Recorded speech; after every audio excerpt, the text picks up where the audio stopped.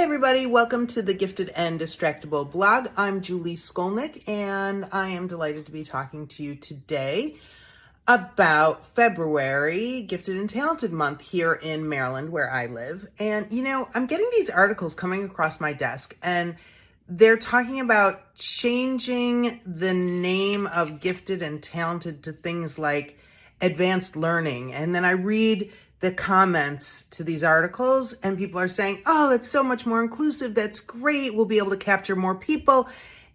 But I'm thinking to myself, but advanced learning is not gifted. There's such a misunderstanding of what gifted means.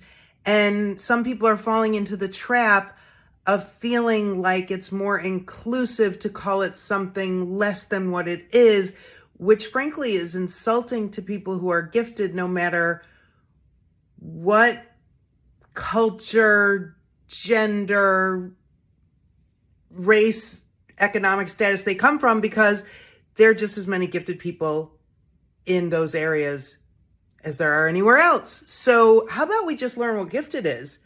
And then gifted can be an okay term. I mean, I hate the term ADHD, attention deficit hyperactivity disorder, and I wrote a blog to change that name to hyperattention activity deficit.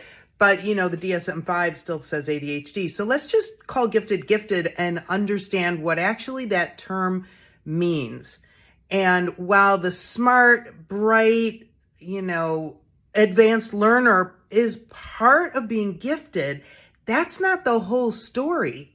Gifted includes this asynchronous development, this development of your physical, social, emotional, and intellectual selves in different rates. It includes social skills, often social skills challenges, and there's often anxiety. And when we have twice exceptional people, it includes learning differences. And then we have perfectionism to deal with, the other side of which is often anxiety. And we have overexcitabilities, or this intensity, this neurological intensity that comes in 5 areas of intellectual overexcitability, emotional, imaginational, sensual, or you can think of as sensory, and psychomotor overexcitability. That's not an advanced learner. Those are other parts of being gifted. The existential considerations, the strong sense of right and wrong, justness and fairness.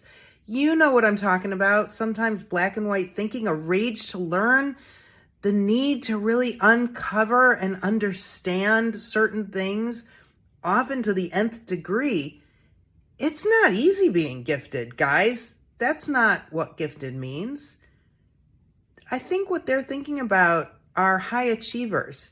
So then we get into the myths of high achievers being high achieving because they work hard or their parents push them, or that they're organized and sit and face forward and raise their hand and answer the questions. And at work, man, oh man, they're just productive. Whereas our gifted souls often take into account a much broader view of the world and are really affected by it and deeply care about it. And so I just have to say, in honor of Gifted and Talented Month this February, I see you, gifted people. I know who you are. I know what matters to you. I know there's so much more to you and so many more dimensions than an advanced learner. And I'm so glad you are you.